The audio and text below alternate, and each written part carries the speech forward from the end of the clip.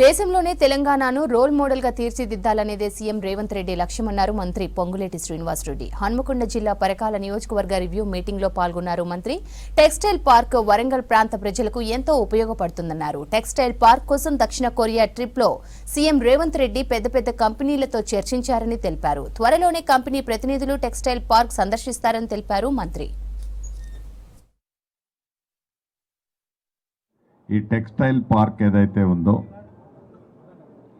ఈ textile park ఈ ప్రాంత ప్రజలకి ఉపయోగపడే విధంగా ఈ టెక్స్టైల్ పార్కులో ఆనాడు ఆర్భాటంగా ఏవైతే పెద్ద పెద్ద కంపెనీలు వచ్చాయని మాటలకే పరిమితమయ్యాయి తప్ప నిజంగా అవన్నీ గ్రౌండ్ రియాలిటీలో రాలే.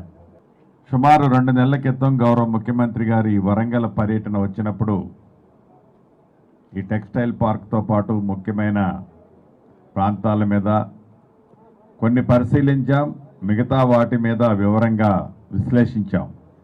తర్వాత దాన్ని ఈ రాబోయే కొద్ది రోజుల్లో తప్పకుండా ఆ లిఫ్ట్ని ఓపెన్ కూడా స్టార్ట్ చేయబోతుంది ఈ ప్రభుత్వం అనేది ఆ ప్రాంత వాసులకి ఈ వేదిక ద్వారా తెలియజేయదలుచుకున్నాను.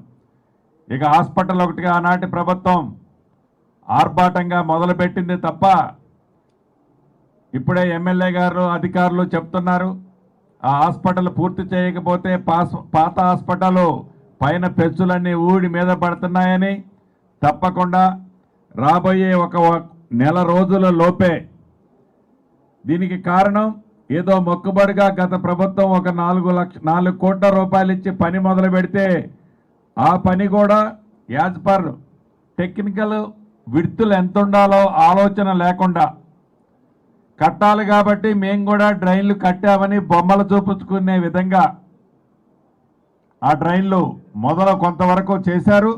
ఇప్పుడే అధికారులను ఆదేశించాను.